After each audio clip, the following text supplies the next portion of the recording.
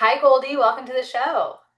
Hi, thank you so much for having me. All right, so tell the listeners who you are and what you do. Hi, I'm Goldie Chan. I am an author, yay, of personal branding for introverts, which is what we are going to discuss today, hopefully. I also am a writer. I'm an ex-senior Forbes contributor, but also I write for Archie Comics, fun fact. And I know, and Cool. I run my own agency, Warm Robots, where we do social strategy. And in my spare time, I like to take care of my plants, some of which you might be able to see in the background. And I like to say that I'm affectionately a sea monkey rancher. What is that? So sea monkeys are, I don't know if you ever had these as a kid, but they're brine shrimp. Oh, no. Yeah. Very interesting. I love that you have like legitimate hobbies like outside of work. Like oftentimes like my hobby is like I like to walk. I'm like, that's not really a legitimate hobby. Is That's your like hobby saying I that like you to run shower. two other seven-figure businesses? That's amazing. That's very, very cool. And I love, again, like just how well-rounded you are. Okay, so before we dive in, Goldie, since the book is all about authenticity, what's Yes. one misconception people often have about you when they first meet you? Maybe besides all the cool hobbies. You know what? One thing that I talk about in my book that I really wanted to talk about is how introverts can be loud when they are, and this relates actually to my hobby, is introverts can be very loud when they're talking about something they really care about, and they Yeah. can be really excited and enthusiastic. And I don't know where this misconception that introverts are always going to be the quietest little mice in the room. They're never going to be enthusiastic. They're going to always hide.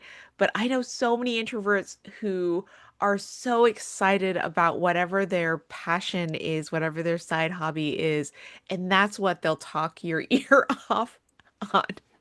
That's it just sort of reminds you that like maybe if someone's being really quiet, like are you asking them enough questions about themselves? Are you giving them a chance to talk? Like Yeah, it's I kind of think like it's making me think about like overall manners. overall manners, and I think it's asking the right questions, right? Totally. Yeah, and getting people to share something that they're genuinely interested in versus Yes. asking questions just as a opportunity for you to then keep talking, which we've all been around. Right.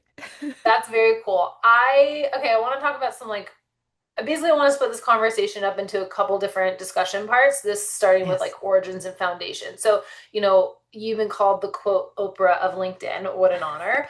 How did Yes. your own personal branding journey begin, and why do you feel compelled to write a book specifically for introverts in personal branding, which I think is fantastic? Absolutely. So, what a hilarious title. The Oprah of LinkedIn, which is what I'm called in the press, and actually a little bit internally at LinkedIn itself. So, I suppose that's some sort of validation. When I started on my personal branding journey, I wasn't trying to build a personal brand. I think this happens for so many people. I had been in-house for a decade at that time, doing community management along with branding. So I just left a head of branding job at yet another startup. I grew up in the Bay Area, so for me, everything is tech and startups. And now I live in Los Angeles, so I've done a little bit in entertainment as well. But I just left a head of marketing position and I had what I like to call a month sabbatical, aka I just was going to try to not work for a month. Yeah. But a sabbatical is a much nicer way to say that, right? Yes. And so I decided to take 1 month off. And during that 1 month off, I got into the LinkedIn video beta and I thought, great, this will give me something to do in the 1 month off. I'm just going to make some videos on a platform where no one will ever see these videos, right? And then once I start interviewing again, I can say like, look at what a funny thing I did in my off time. This was my hobby, quote unquote, right? We just talked about hobbies. This was my hobby making all these videos. And the irony is, I ended up making over 800 daily consecutive videos. Never missed a single day Wow. for 800 days, which is, I like to think, an accomplishment more Huge so, accomplishment. If right? anyone's More so ever than made videos, the that's like awful and Yes, great. I wouldn't wish it upon my worst Yeah. enemy is how I describe it because it truly is that awful.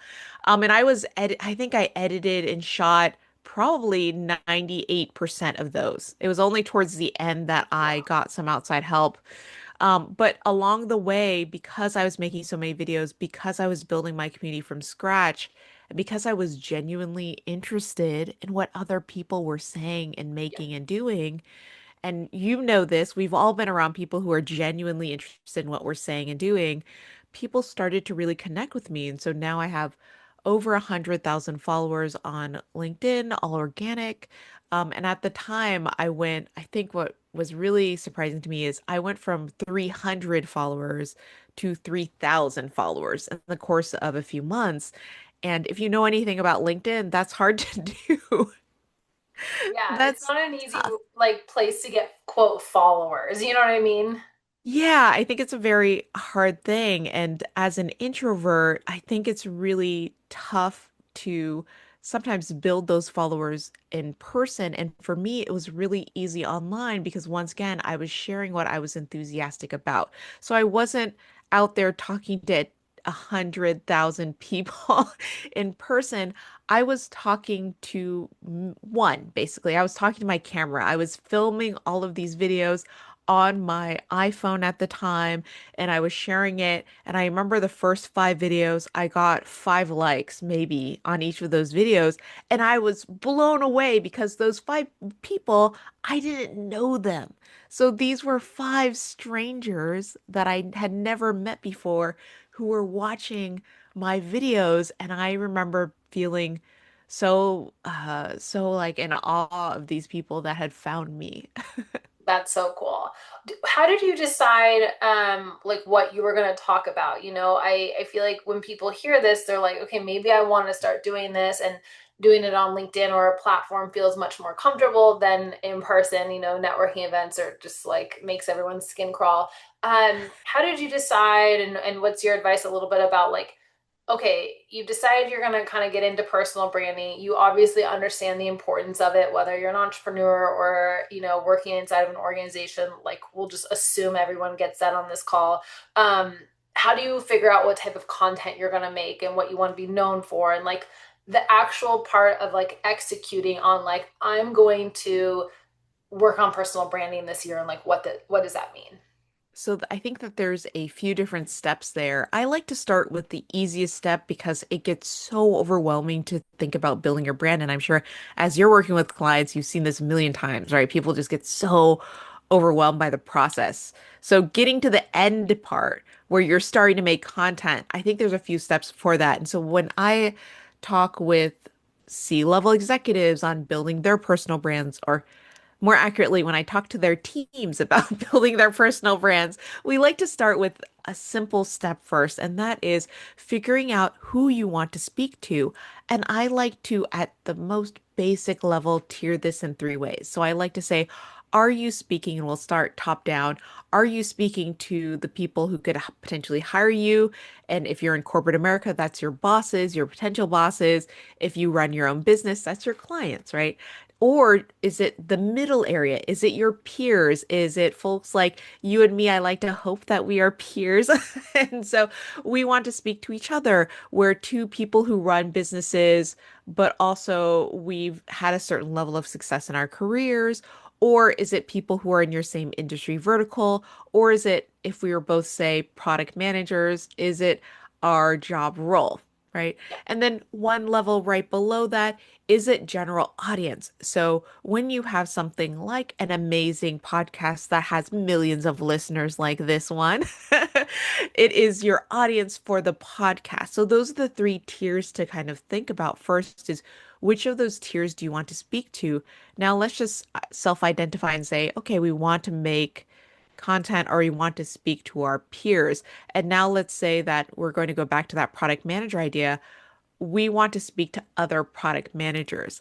Now that eliminates so many kinds of content that you would do, and it helps you focus down and say, okay, what do other product managers want to hear from me? And then you dive into your own expertise. So Yeah. I think two words that are thrown around maybe too much are thought leadership instead of your industry expertise. So, oftentimes, or your work expertise, I think when you think about what you know, which is what expertise is at the end of the day, that is what you should be sharing. Yeah.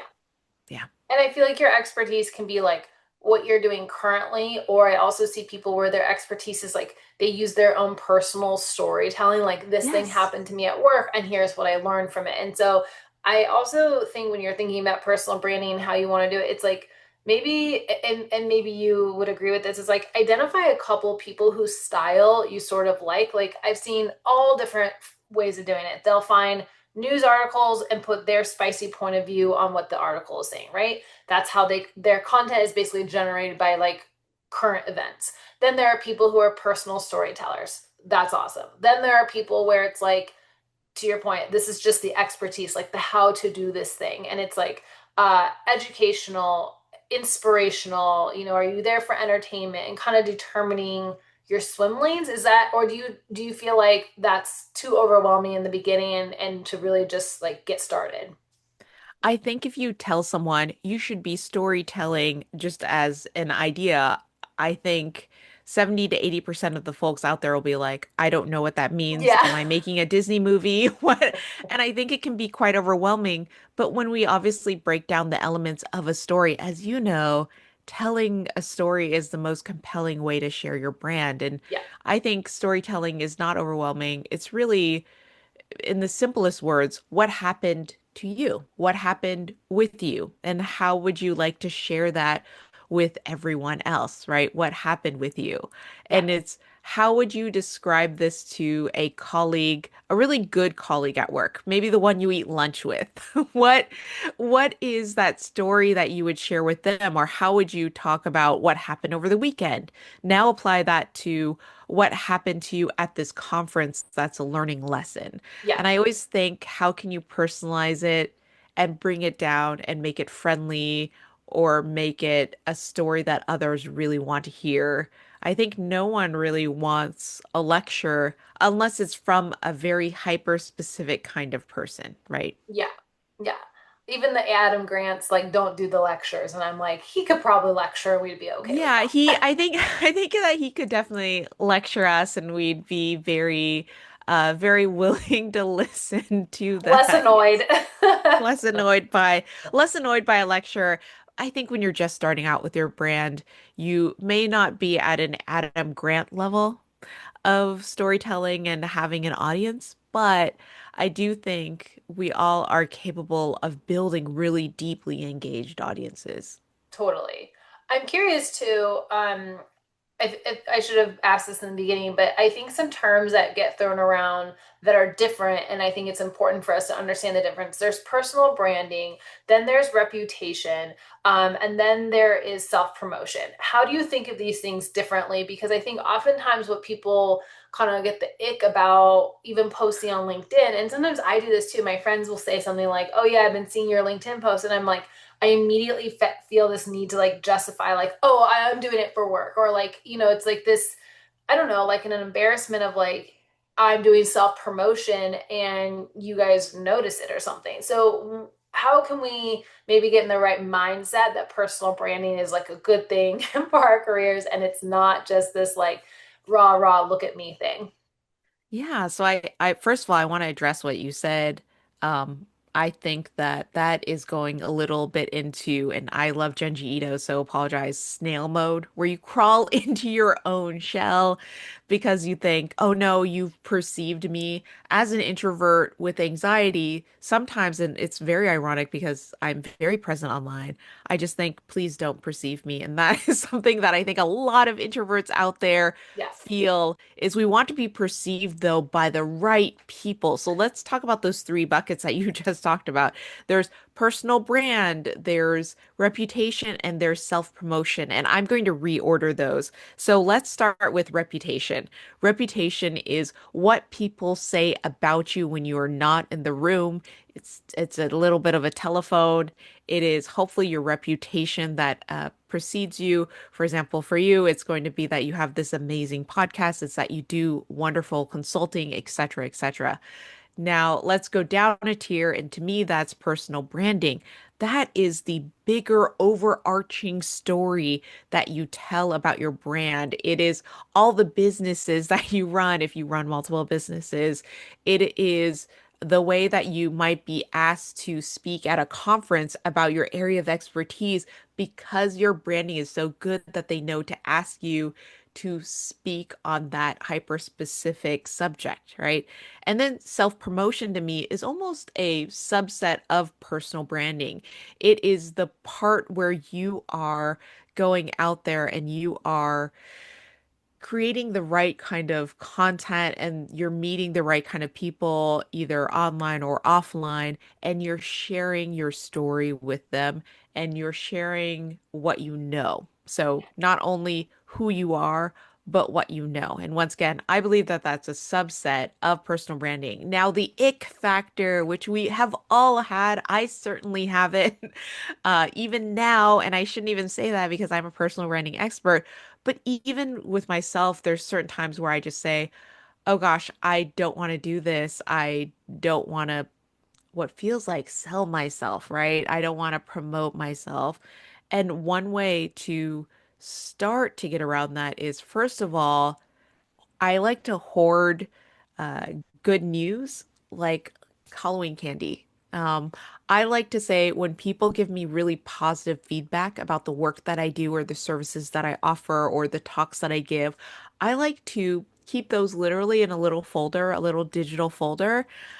Or if it was said to me in person, in my heart, I like to hoard the good news, the good things people say, because what it reminds me of at the end of the day is that I'm helping people. And for me, that's one of the ways I personally feel very validated is knowing that what I do is genuinely helpful.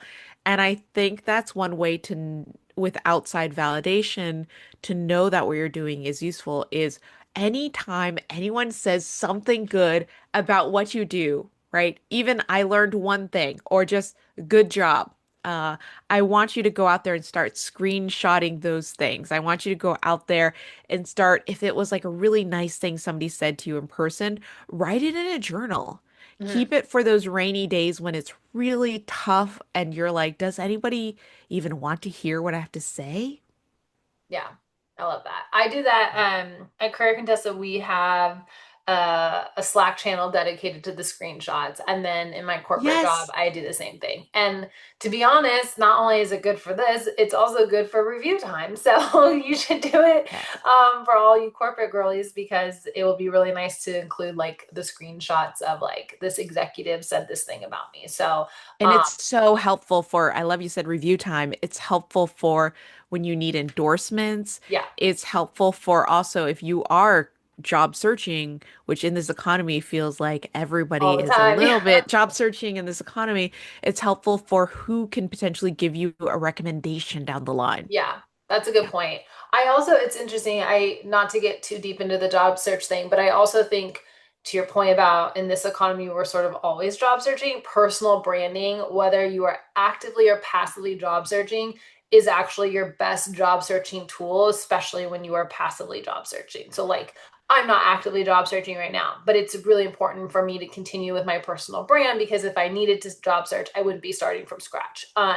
So Yeah. we can, And I think, Lauren, I think you will 100% agree with this phrase, which I feel like both of us have heard before, which is if you're if you start building your brand when you're looking for a job, it's already too late. yeah. Yeah. Yeah. Yeah, totally.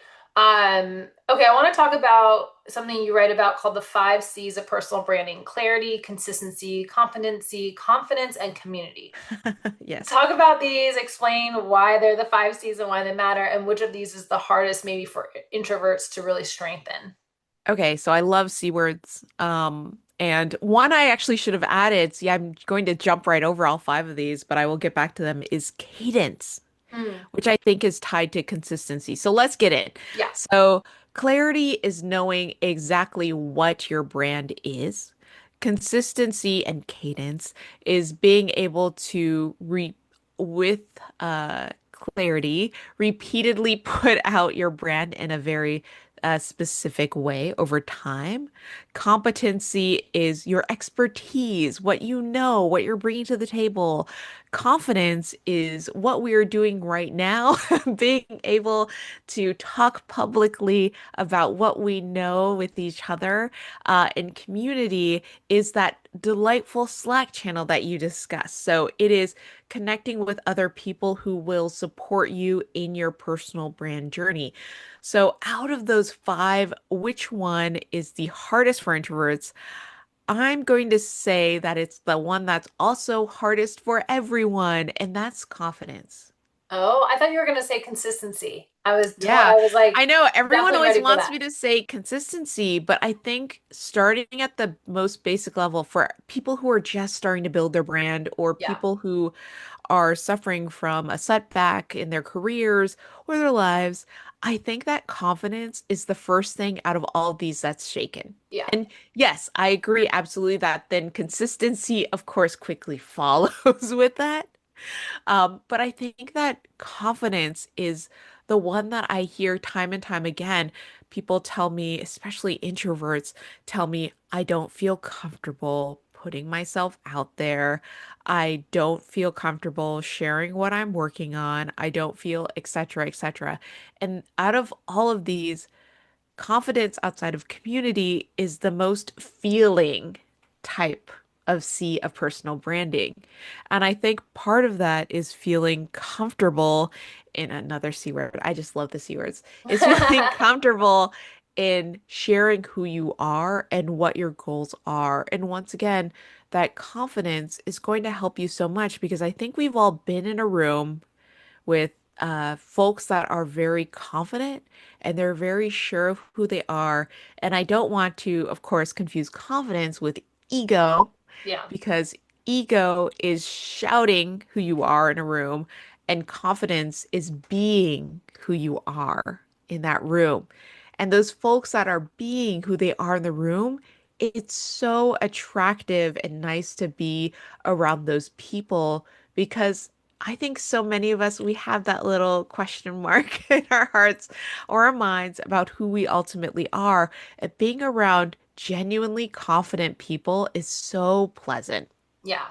Oh, there's nothing less pleasant than being around a super insecure person. So like to flip that the other way, it's like, yes, I totally see why that's the more pleasant side. In your book, you share a bunch of exercises, but one is called ideal daydreaming. Can you explain how this method really helps introverts define their goals and their brand vision? So thanks so much for pulling out that particular exercise. It's one of my favorite ones. Ideal daydreaming or IDD is so helpful for introverts to define their goals because at the end of the day, it's your perfect day. So I think also so many people, when they think about their careers, they think about just the hours of working. But nowadays, so many of us work remote, we Yeah. work from home, or even if we are in a corporate job, maybe there's days when we are at conferences or we are in heavy meeting days. And I hope for everyone listening to this that also your life revolves and involves beautiful people who love you and all of those good things, right? Or people that you enjoy spending time with, etc. So ideal daydreaming is about all those elements. So one example I give in the book is one of my friends. I changed his name because he lives a perfect life and doesn't want to be bothered. So, so one of the things that he did was when he started thinking about his perfect day, he did this. He truly mapped it out. And he said, my perfect day. And he lives this day almost every single day, Monday through Friday. He lives with his partner.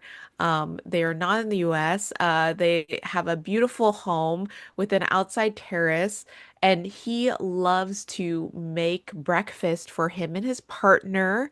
And then they go and they work, and he writes, and she works remotely as well. And so they both work in their separate offices in their same place, and they kind of have designated work times. And for him, it's designated email times, it's designated writing times, it's designated etc. time. And they have a pretty similar structure to their day every single day. And part of that is spending time with each other during the day. So they'll spend lunch together. They will go for a walk and meet their neighbors for dinner outside, which is so nice. And then they will have a full day of work too. And their ideal day is spending that quality time with each other, but also making sure that the work they get done is done because they're segmenting out. Yeah. I love that. That sounds like an ideal day to me as well. Yeah. It's giving me COVID vibes again, you know. Yeah.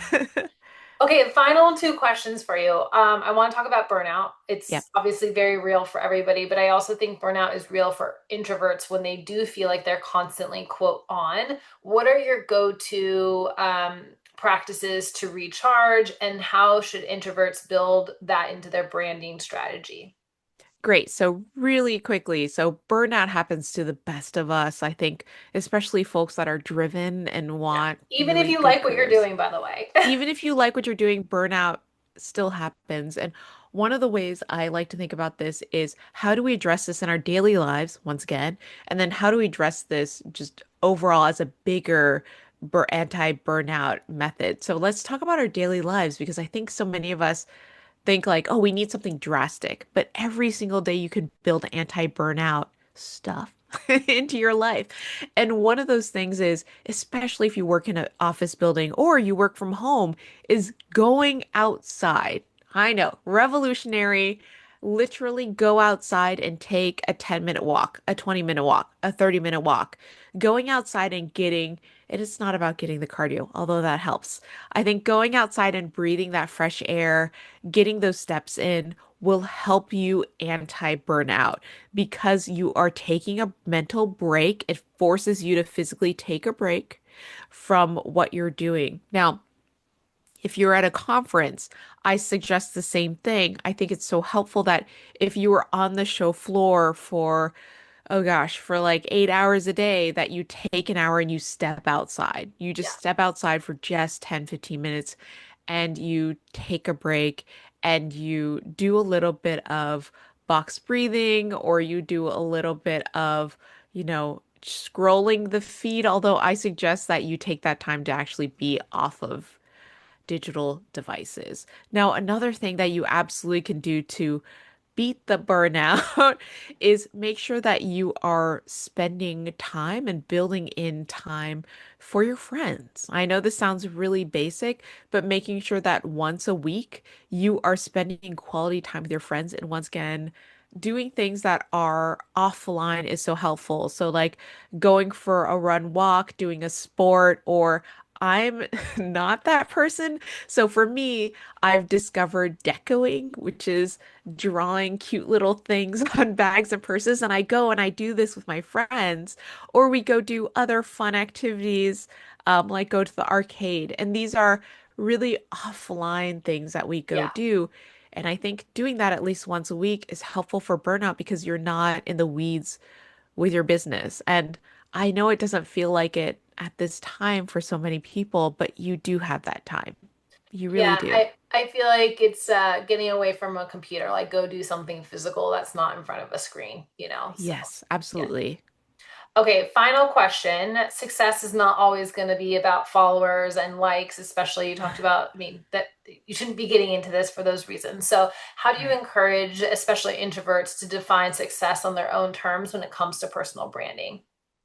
So to me, success, regardless of what career you're in, I think the best measure for success is two things. Internally, how do you feel about what you're doing? and two, external opportunities, right? The internal, the external. So let's start with the internal. Do you feel personally rewarded and, you know, energized and all those good things, like you are aligned with what you're doing? That is such a good measure of success, and it's something that only you can quantify for yourself. And the other thing is something other people have to do for you, and that's external opportunities.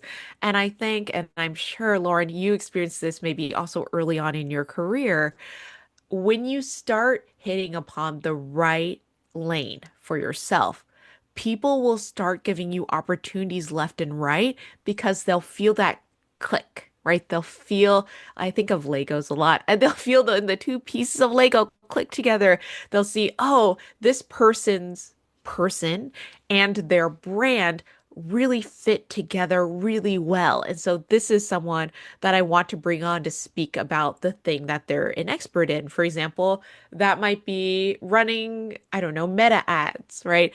This person clearly is passionate about running meta ads. They know how to run meta ads. This is their entire feed is how to run meta ads. And I can just tell that this is somebody who'd be great to for us to bring in to talk about meta ads or to hire to do our meta ads, Yeah. etc. So I think it's that click that is so important. Yeah, I completely agree. I don't think, and to be honest, you might have something go viral and you'll get a ton of likes one day, and then you'll have a really good post that you love, and it doesn't get as much attention. So you really can't weigh things based off of that. You really have to have this own measure of success defined by your own internal and external um, kind of definitions for yourself. Goldie, I love this conversation. I could keep going with it, but I'm going to give you a chance to remind everybody the name of your book, where they can find it, where they can follow your work. Obviously, we will link to your LinkedIn in the show notes, which, just so you know, this community loves to connect on LinkedIn. So be prepared for some connection requests. But yeah, tell us all the links so we can put it in the show notes too. Definitely. So, hi everyone. Again, I'm Goldie Chan, and I wrote the book Personal Branding for Introverts. Pretty self-explanatory. Come check me out on my website, www.goldiechan.com/book, where you can find out more about my book.